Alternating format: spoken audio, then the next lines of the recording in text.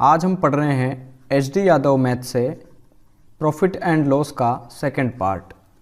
ठीक है, इसके पहले हम एक पार्ट कर चुके हैं जिसमें एक से लगा करके हम 25 क्वेश्चंस कवर कर चुके हैं और हमारी हर वीडियोस में 25 क्वेश्चंस लगभग रहते हैं मैथ्स के। ठीक है, जो HD यादव मैथ्स का सोल्यूशन चालू किया है हमने उसमें आप RS अग्रवाल का सोल्यूशन भी देख सकते हैं। इस वीडियो के डिस्क्रिप्शन में दिया है एक्सरसाइज A और एक्सरसाइज B का। काफ़ी लोग के डाउट्स भी होते होंगे, तो आप क्या कर सकते हैं कि इस वीडियो के डिस्क्रिप्शन में टेलीग्राम का ग्रुप का एक लिंक दिया है, तो आप उसमें ऐड हो सकते हैं और वहाँ पर आप अपने डाउट्स को पूछ सकते हैं। तो चलिए क्वेश्चन शुरू करते हैं। 40 रुपये में 45 केले बेचने पर 20% की हानि होती है, उसे 24 रुपये में कितने केले बेचना होंगे कि 20% का लाभ हो।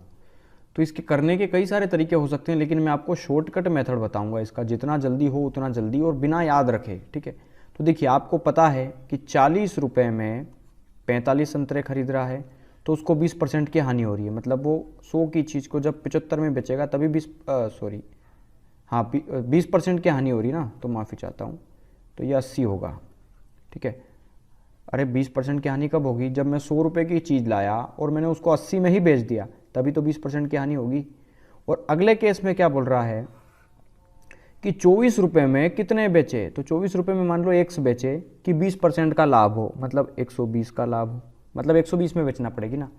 तो बस सोल्व कर लो। 40 दूना 80, 40 तिया 120, 5 अठो 40, 5 नम 45। ठीक है, तो बस क्रॉस मल्टीप्लाई कर दो। तो देखो इस 3 का मल्टीप्लाई इधर, इस 2 का मल्टीप्लाई इधर। तो देखिए यहाँ पर बचा 8/9 गुना 3 बराबर 2 गुना 24/x। ठीक है, तो 8 तिया कितना होता है 24, इस 24 से ये 24 कट गया। ठीक है, और देखिए x का मल्टीप्लाई यहाँ करें, इस 9 का मल्टीप्लाई यहाँ करें, तो x की वैल्यू कितनी आ जाएगी? 9 दूना 18, तो 18 हो जाएगा आपका यहाँ पर आंसर। ठीक है, एक चेन 30% के लाभ पर 286 रुपये में बेची गई। चेन की लागत मूल्य कितनी है? तो देखिए 30% के लाभ पर इतने में बेची गई ना, तो मान लो 100 की चीज़ थी, उसको 130 में बेच दिया और वो बोल रहा है इतने में बेची, मतलब 286 जो हो गई वो 130% की वैल्यू हो गई। तो 100% कितना होगा? इस जीरो से ये जीरो कैंसिल, 13 दूना 26, 2 बचा 13 दूना 26, मतलब 220 रुपये जो थी वो चेन की लागत कीमत थी। ठीक है, चलिए रेखा ने एक स्कूटर 20,000 में खरीदा और 22,000 में बेच दिया, तो यहाँ पर उसे 2,000 रुपये का लाभ हुआ ना, और 2,000 का लाभ हुआ उसको 20,000 से, मतलब 10% आंसर हो गया ना ये तो। ठीक है, देख के ही पता चल रहा है 2,000 का 10% ही है ये। 1 2 3 4, 1 2 3 4, तो 2 से 20 कटेगा 10 बार, मतलब 10% का प्रॉफिट है। ठीक है, ये हो गया इसका भी आंसर। क्वेश्चन नंबर 29 देखते हैं। ये बोल रहा है कि 300 रुपये के 100 सेब खरीदे गए, उनमें से 4 सड़े हुए थे और शेष को 50 रुपये प्रति दर्जन बेच दिया गया है। देखिए उसने 300 सेब खरीदे 100 रुपये में, तो यहाँ पे मैं बता रहा हूँ आपको 300 रुपये में उसने 100 सेब खरीदे। ठीक है, एक एक चीज़ क्लियर कर रहा हूँ, ध्यान से सुनना इसको। 300 रुपये में 100 सेब खरीदे, ठीक है, और फिर क्या बोल रहे हैं 4 सड़े हुए थे उसमें से, तो बचे कितने? 94 सेब, है ना। और वो बोल रहे हैं कि शेष को 50 रुपये प्रति डजन, मतलब 50 रुपये प्रति दर्जन, मतलब एक दर्जन उसने 50 रुपये में बेचा, तो टोटल कितने दर्जन था बस वो कह रहा है। ठीक है, तो बचे कितने हैं? 94 सेब। ठीक है, सॉरी 4 सड़े ना, हाँ, तो 96 बचे ना, सॉरी गलत बोल गया, 96। मतलब ये बोल रहा है कि 4 सड़े हुए थे 100 सेब में से, तो बचे कितने? 96। तो 96 में कितने दर्जन होते हैं बस ये निकाल लो।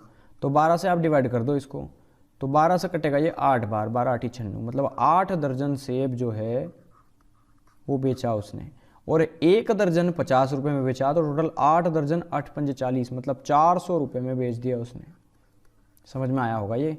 50 गुना 8 हुआ है तब जा करके 400 हुआ ये, मतलब 400 रुपये में बेचा है और उसने 300 रुपये में खरीदा है।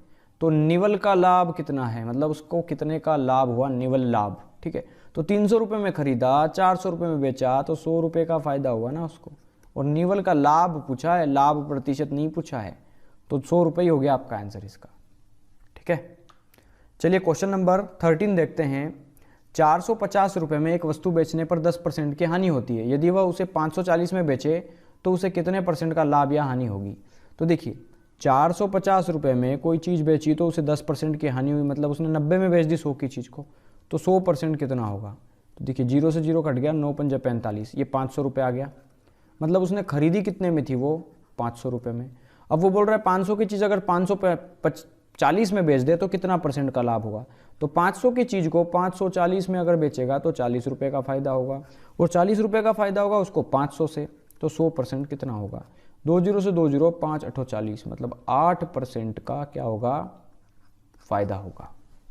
ठीक है, चलिए क्वेश्चन नंबर 31 देखते हैं। एक दुकानदार प्रति 90 पैसे की दर पर 144 वस्तुएं खरीदता है। रास्ते में 20 वस्तुएं टूट जाती है। शेष वस्तुएं वह प्रति 1.20 रुपये की दर पर बेचता है, तो लाभ प्रतिशत बताओ। बहुत इजी क्वेश्चन है ये। देखिए मैं थोड़ा सा आपको क्लियर करूंगा।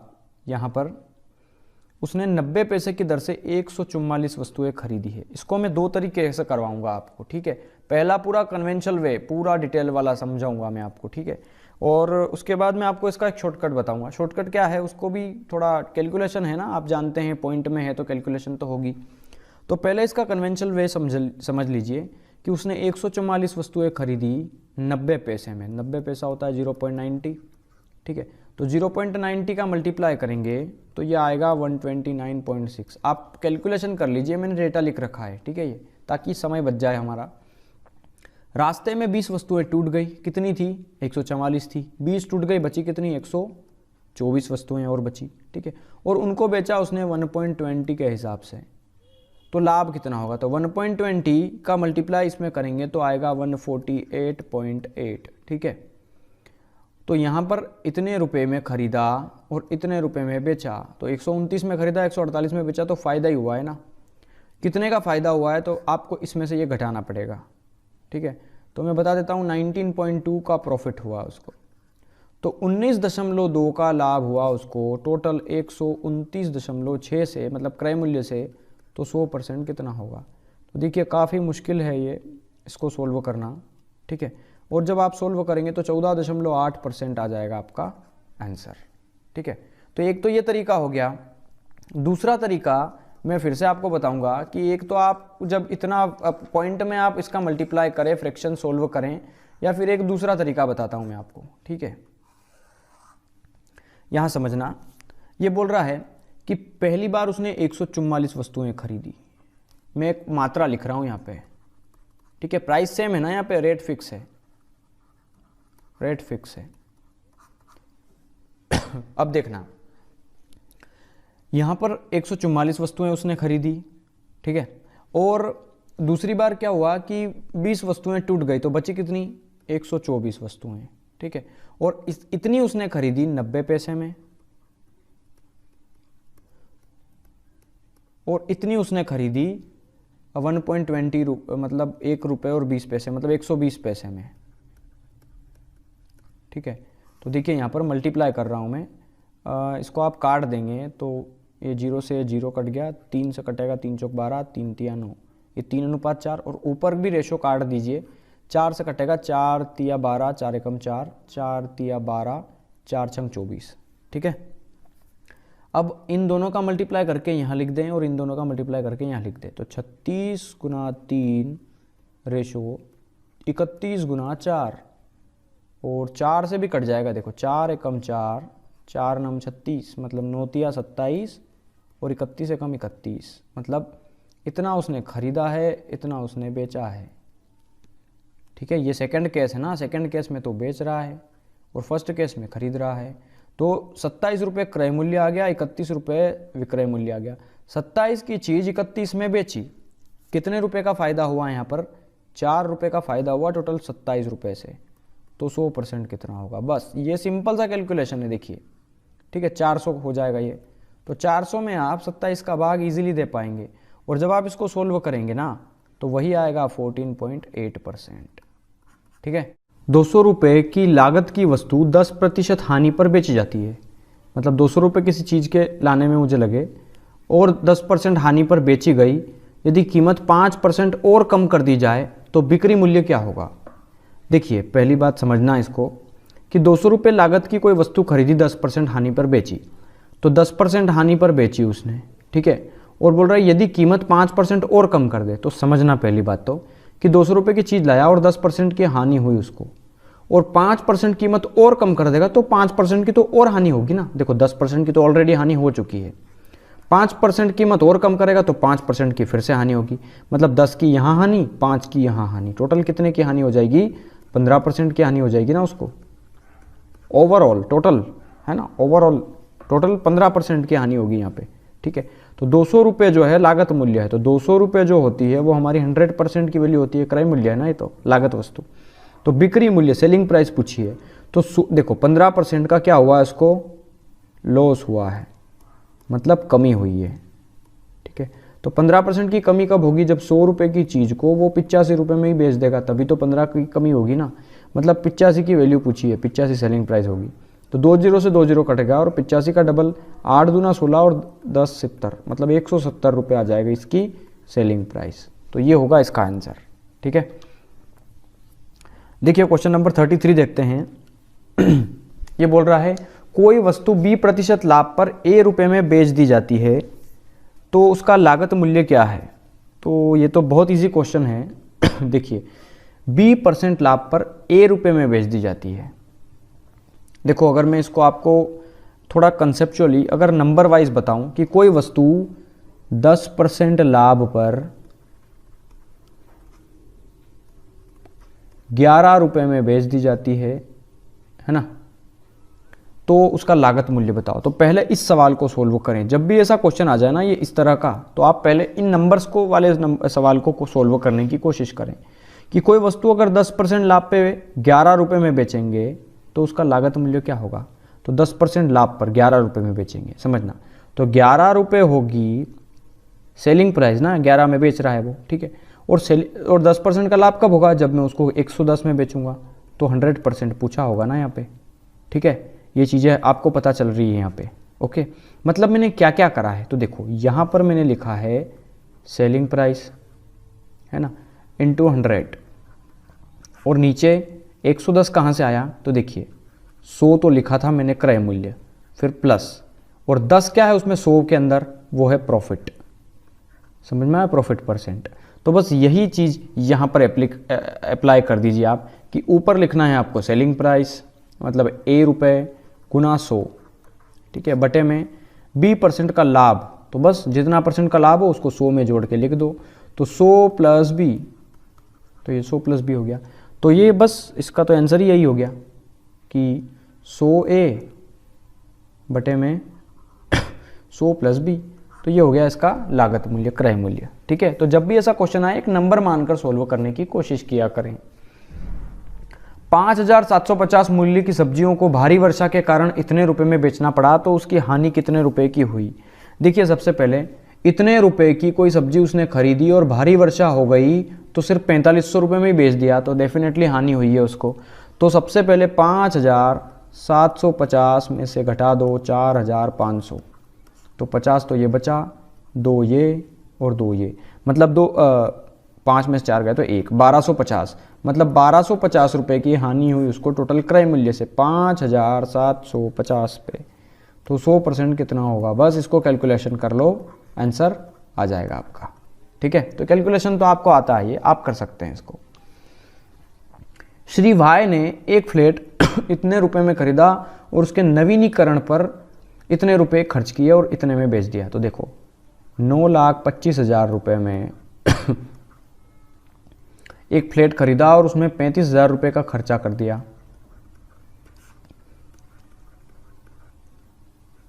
मतलब 9,60,000 रुपये में उसको पड़ गया वो, और बेचा कितने में, 10,80,000 में, ठीक है। तो बस कितने का प्रॉफिट हुआ उसको, तो 96, 4 ये 8 वो 12,000 का प्रॉफिट, और 12,000 का प्रॉफिट हुआ उसको क्रय मूल्य से मतलब 96, 9, ठीक है 4, हाँ ठीक है। तो 100% कितना होगा बस, तो 4 जीरो से ये 4 जीरो कैंसिल करना है, 12 एकम 12, 12 अठी 96, ये होगा 1 जीरो और लगाना भूल गया, सॉरी, ये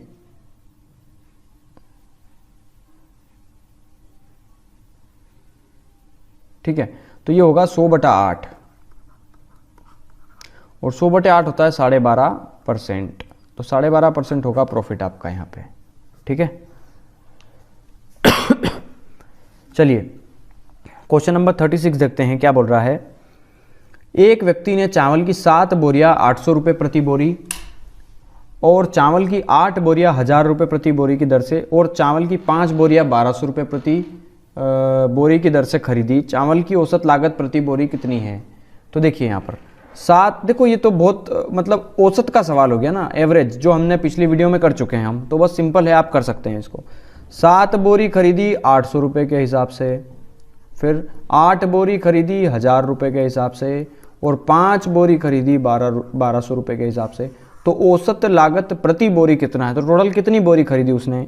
तो 7 बोरी यहाँ, 8 बोरी यहाँ, 7 और 8 15 और 5 20 बोरी खरीदी उसने, तो 20 से डिवाइड कर दो बस। तो 8 सती कितना हो गया? 5600, 8 एकम 8000 और 12 पंजे 60, 6000 रुपये। इनको जोड़कर बस 20 से डिवाइड करना है, इसके अलावा कुछ नहीं है इसका। तो आप इनको जोड़ेंगे तो 19,600 आएगा, और उसको जब आप 20 से डिवाइड करेंगे तो 2 से कटेगा ये, तो 2 9 18, 2 8 16 0, मतलब 980 रुपये जो है वो प्रति बोरी इसका मूल्य होगा। एक व्यक्ति किसी वस्तु को 120 में खरीदता है और 150 में बेचता है, मतलब उसको कितने रुपए का फ़ायदा हुआ? 30 रुपये का फ़ायदा। 120 रुपये पे तो 100 पे कितना, ठीक है, 30 चौक 120, 4 से कटेगा 25% बार। ये समझ में आया होगा आपको, ये तो बहुत बेसिक सवाल है इसका, ठीक है। कमला ने एक साइकिल 1650 में खरीदी और 8% हानि पर बेचना पड़ा। तो देखिए 1650 रुपये में उसने खरीदी, और खरीदी हमेशा क्या होता है? क्रय मूल्य होता है। तो क्रय मूल्य मतलब 100% की वैल्यू दी है हमें, ठीक है। और ये पूछ रहा है 8% हानि पर बेचेगा, तो कितने में बेचा? 8% हानि कब होगी? जब उसको वो 100 की चीज़ को 92 में बेचेगा, ठीक है। तो बस इसको कैलकुलेट करना है आपको, आंसर आ जाएगा इसका। तो आंसर मैं बता रहा हूँ आपको 1518 आएगा आपका ये, ठीक है। कैलकुलेशन आप कर सकते हैं इसकी।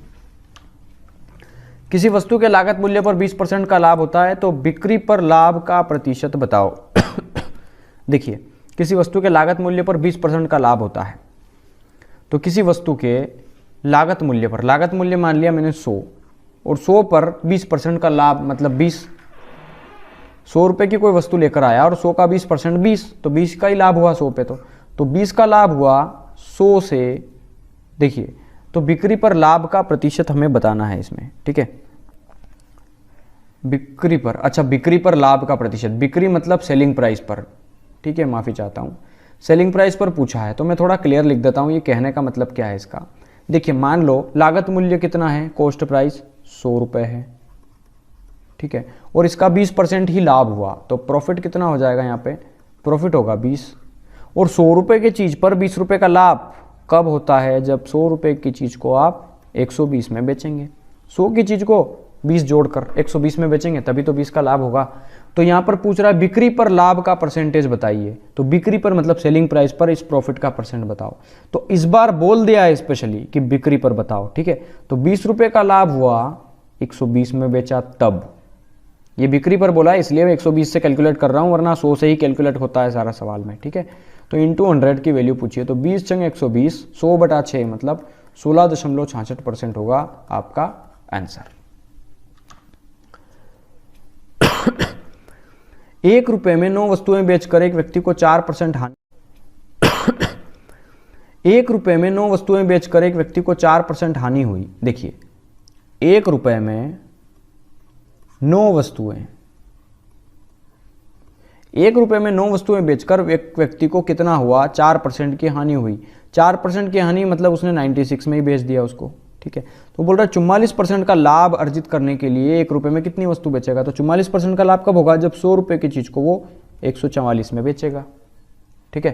तो बस सोल्व कर लो, 12 8 96, 12 एकम 12, 13 14 2 बचा, 12 दूना 24, 4 से काट दो, 4 दूना 8, 4 तिया 12, और 3 एकम 3, 3 तिया 9, मतलब 1/6 आ गया। मतलब 1 रुपये में 6 वस्तुएं बेचना पड़ेगी, ठीक है। तो 1 रुपये में कितनी वस्तुएं बेचेगा, तो 6 वस्तुएं बेचेगा। देखो 1 रुपये में 6 वस्तु, तो 6 होगा इसका आंसर आपका क्वेश्चन नंबर 40 का।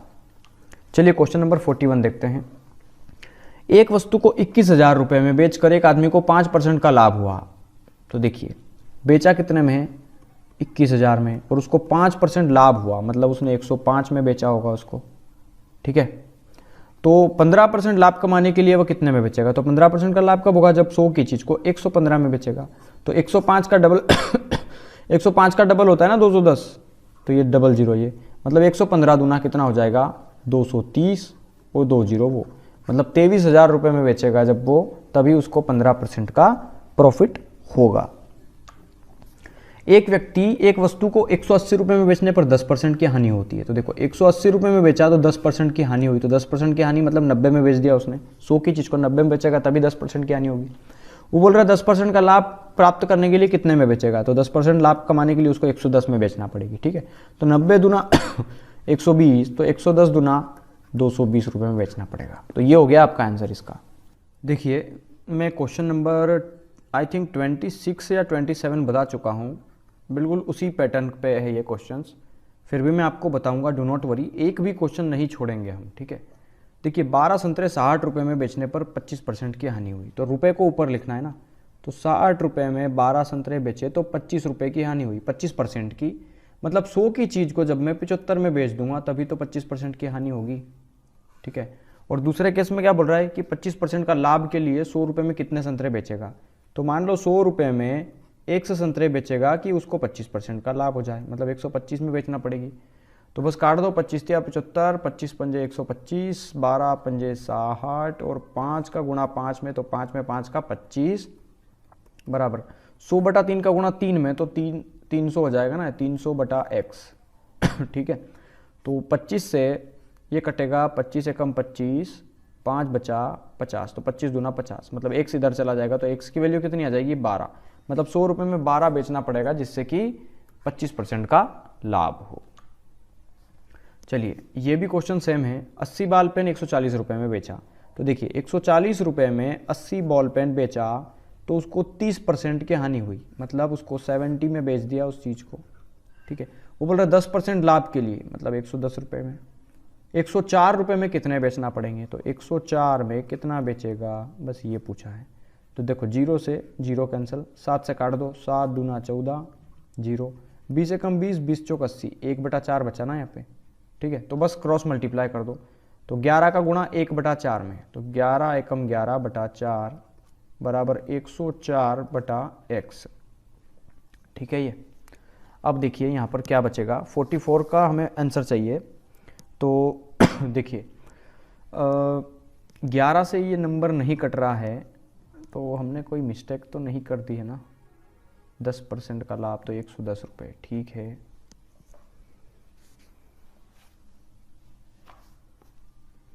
Late me check once again.